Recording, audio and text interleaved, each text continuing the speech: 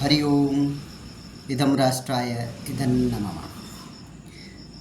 आज ज्येष्ठ कृष्ण एकादशी, विक्रमी संवत, दिन शुक्रवार की आपको सभी बहुत बहुत शुभकामनाएं। पथिक संदेश लेख पाठन अभियान के आज के इस अंक में हम एक पुस्तक की समीक्षा करने जा रहे हैं। जैसे हम कहते भी हैं कि आप राष्ट्रवादी पत्रिकाओं को पढ़ें, राष्ट्रवादी पुस्तकों का अवलोकन करें, राष्ट्रवादी पुस्तकों को पढ़ने का अभ्यास शुरू करें। और इसी के निमित्त हम देखते हैं कि कुछ न कुछ जो राष्ट्रवादी पुस्तकें हैं उनका रेफरेंस पथिक संदेश पत्रिका में हर 2-3 महीने में आता रहता है।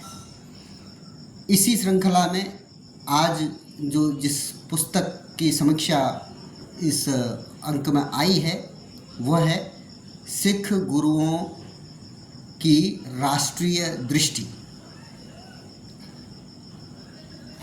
पहले इस लेख इनकी समीक्षा को पढ़ लेते हैं, फिर आगे बातचीत करेंगे। स्तंभ का नाम है पुस्तक समीक्षा, सिख गुरुओं की राष्ट्रीय दृष्टि। पिछले कुछ समय से राष्ट्रीय और अंतर्राष्ट्रीय स्तर पर अलगाववादी ताकतें सनातन धर्म और सिख मत में फूट डालने का जो काम कर रही हैं वह चुनौती से ज़्यादा खतरे की घंटी है। ऐसे समय में राजेंद्र सिंह की पुस्तक सिख गुरुओं की राष्ट्रीय दृष्टि कई मायनों में खास है। पुस्तक में कुल 14 अध्याय हैं। इनमें से 4 लेखक की स्वरचित रचनाएं हैं और 4 अन्य लेखकों की हैं जो अनूदित हैं। पुस्तक में सिख पंथ और सनातन धर्म के ऐतिहासिक संबंधों को सांस्कृतिक और धार्मिक नज़रिए से ही नहीं बल्कि सामाजिक सरोकारों के सिरों से भी जोड़कर देखा गया है। पुस्तक का पहला अध्याय बताता है कि मोहम्मद गौरी, सिकंदर और बाबर जैसे मुस्लिम आक्रांताओं द्वारा भारत के विभिन्न हिस्सों में किए गए कत्ले आम से गुरु नानक जी बेहद दुखी थे। मंदिर तोड़े जा रहे थे, लोगों का ज़बरदस्ती कन्वर्जन किया जा रहा था। जम्मू कश्मीर के तत्कालीन बादशाह सिकंदर पर हिंदू धर्म मिटाने की सनक इस कदर सवार थी कि उसने अधिकांश मंदिरों और मूर्तियों को नष्ट कर डाला। केवल 11 हिंदू परिवार ही अपनी जान बचा पाए। इसके बाद बृहत्तर पंजाब के सैदपुर में बाबर के कत्लेआम को गुरु नानक ने केवल पंजाब या उसके खास इलाके के तौर पर नहीं बल्कि पूरे हिंदुस्तान पर हमला कहा था। उन्होंने कहा था कि बाबर पाप की बारात लेकर काबुल से यहाँ आ धमका है और भारत भूमि का कन्यादान बलपूर्वक मांग रहा है। वे कहते हैं कि पराया हक मारना या हड़पना मुसलमान के लिए सूअर खाने जैसा पाप है और हिंदू के लिए गाय खाने जैसा। गुरु नानक देव का दीर्घदर्शी लक्ष्य अध्याय उनकी उस चिंता को उजागर करता है जिसमें वे तीर्थ यात्रा करते हुए देश के अलग अलग तीर्थ स्थलों और धर्म स्थलों पर गए। निर्गुण भक्ति साहित्य पर सूफी मत का प्रभाव एक विभ्रम कई सवालों की पृष्ठभूमि तैयार करता हुआ यह अध्याय है। अध्याय का नाम लिखा है इन्होंने, निर्गुण भक्ति साहित्य पर सूफी मत का प्रभाव एक विभ्रम है। ऐसे ही भक्ति आंदोलन का दौर वह समय था जब सगुण के साथ निर्गुण भक्ति धारा की बयार बह रही थी। निर्गुण धारा, इसे गुरुमत भी कहा गया, पर क्या सूफी मत का वाकई प्रभाव था? यह वह दौर था जब युद्ध में हार के बाद मौत या इस्लाम में से एक चुनने का विकल्प दिया जाता था। इसी समय सबसे ज़्यादा जौहर भी देखने को मिलते हैं। यह पुस्तक सिख पंथ के उपजने और पनपने के कारणों, मुस्लिम शासकों के अत्याचारों के सामने डटकर खड़े होने वाले कौम के विचार और पंथ पर का कदम दर कदम ब्यौरा देती है।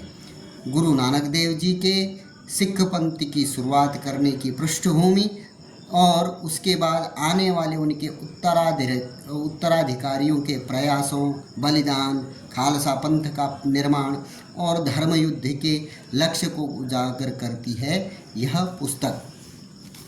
तो जैसे हम लोग चर्चा करते रहते हैं, इस पत्रिका में देश में हो रहे परिवर्तनों के साथ साथ अनेक विषयों को छुआ जाता है। जैसे आज का ये विषय है पुस्तक की समीक्षा। जिस तरीके से इसमें वर्णन किया गया है सिख गुरुओं का क्या ध्येय था अपनी इस भारत भूमि के संबंध में। श्री गुरु नानक देव जी की उदासियाँ अर्थात जो यात्राएं हैं, उदासियाँ बोला जाता है पंजाब में उसे, उनकी उदासियों की बड़ी चर्चा होती है। और यदि उन पर आप ध्यान देंगे तो देश का कोई अंश नहीं है छूटा जो गुरु साहिब ने जहाँ पर अपने चरण नहीं पहुँचे। गुरु साहिब ने जितने भी धर्मस्थल, तीर्थ स्थल थे, वहाँ सब जगह गए। उनका महत्व अगर नहीं होता, तीर्थ स्थलों का महत्व नहीं होता, तो मुझे नहीं लगता गुरुदेव जाते, गुरु नानक देव जी जाते।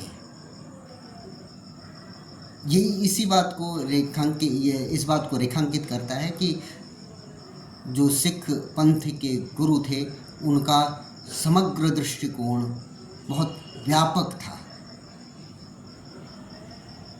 उसके बाद जब खालसा पंथ की स्थापना हुई तब भी हमें देखने को मिलता है कि पूरे देश के 5 अलग अलग हिस्सों से जो पंच प्यारे श्री गुरु गोविंद सिंह जी ने जिनके शीश मांगे थे, वो 5 अलग अलग हिस्सों से आए थे।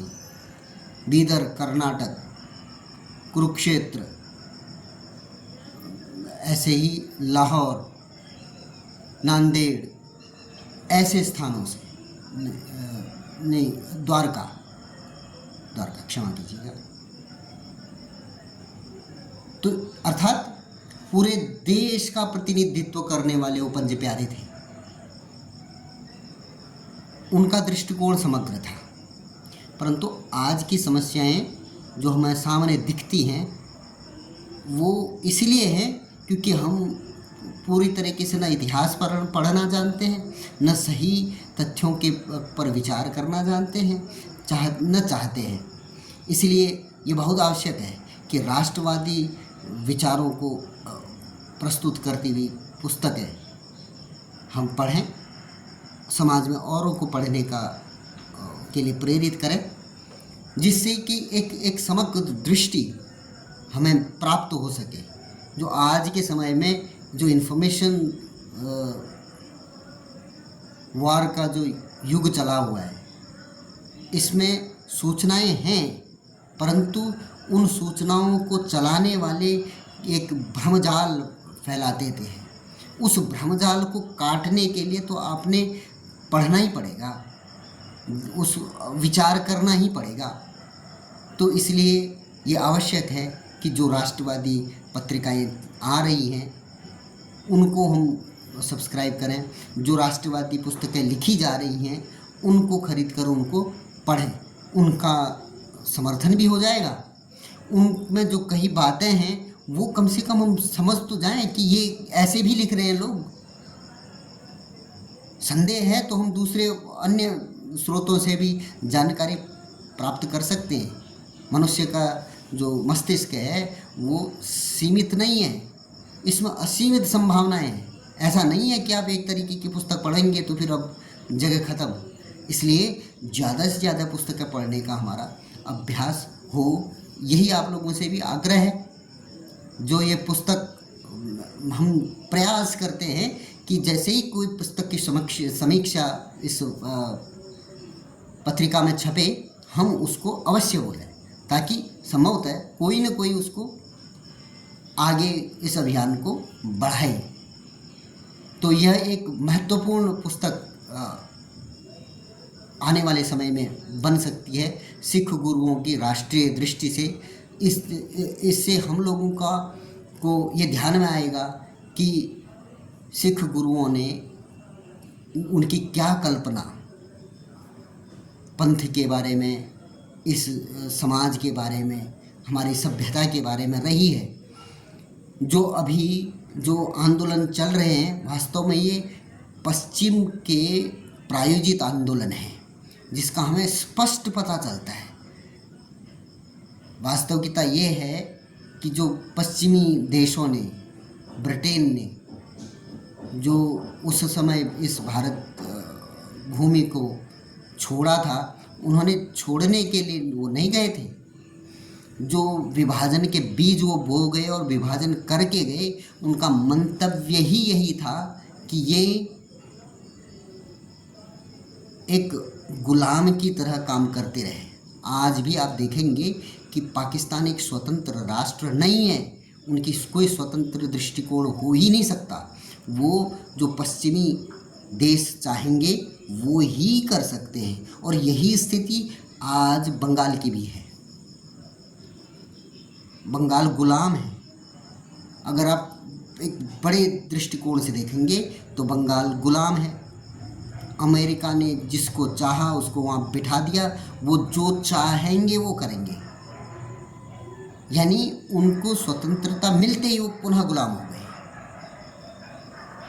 पाकिस्तान को स्वतंत्रता मिली, लेकिन वो कभी उन बेड़ियों को काट ही नहीं पाए। वो आज भी उसी गुलाम मानसिकता में जी रहे हैं, जिसका दुष्परिणाम ये है कि पाकिस्तान का जो जनमानस है वो अभी भी बहुत बुरी स्थिति में है। और यही स्थिति हमारी भी होनी है, उन्होंने निश्चित कर रखी थी। परंतु भारत का जो एक ही सौभाग्य रहा कि यहाँ पर जो प्रजातंत्र था वो सही मायनों में आगे बढ़ पाया, और देश अपने भाग्य का निर्धारण स्वयं कर पाया। हालांकि प्रयास आज तक भी हैं कि उनके बिठाए हुए जो सूत्र हैं या जो भी जिन पर वो बेट लगाते हो आज भी हैं। उनको मौका मिलते ही भारत को फिर उसी रसातल में खींच लेंगे। लेकिन भारत का एक समृद्ध जो प्रजातंत्र है, उसने हमारी स्वतंत्रता को आज तक बचाए रखा है।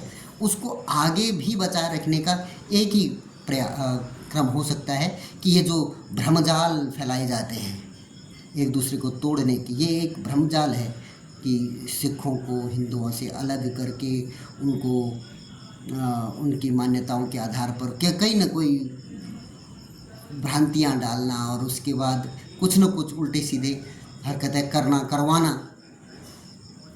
उसका एक ही मंतव्य है कि ये उसी गुलाम की एक मानसिकता में वापस चले जाएं और इनका कोई स्वतंत्र विचार हो ही ना सके, और ये जो पश्चिम चाहता है वही ये करे।